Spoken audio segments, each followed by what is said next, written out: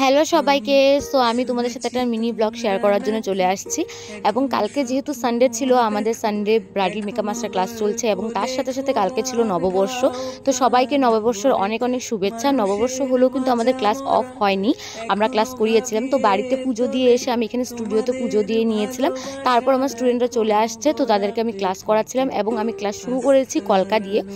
আমি চেষ্টা করি প্রতিদিনই যেন কলকা ওদেরকে কিছু না কিছু 1 ঘন্টা হলেও আমি যেন প্র্যাকটিস করাতে পারি, কারণ কলকাটা অনেকের কাছে অনেক টাফ লাগে। স্টার্টিং যখন শুরু করে, স্টার্টিংয়ে অনেকেই পারে না করতে, তার জন্য প্র্যাকটিসটা ভীষণ ইম্পর্টেন্ট। শুধু কলকা বলে না, মেকআপে বা যে কোনো হাতের কাজে কিন্তু প্র্যাকটিস ভীষণ ইম্পর্টেন্ট। প্র্যাকটিস যতক্ষণ তুমি না করবে ততক্ষণ কাজ কিন্তু ইমপ্রুভ হবে না।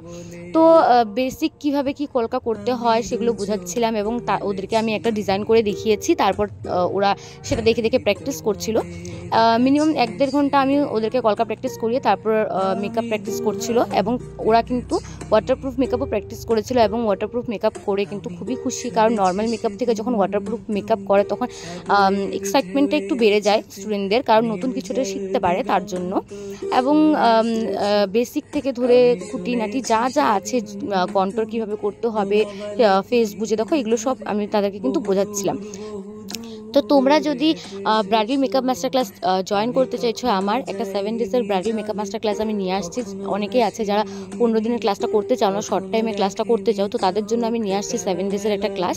তো সেটাও তোমরা জয়েন করতে পারো, সেখানেও কিন্তু শেখানো হবে। উপরে নাম্বার দেওয়া থাকবে। দেখা হচ্ছে নেক্সট একটা ভিডিওতে।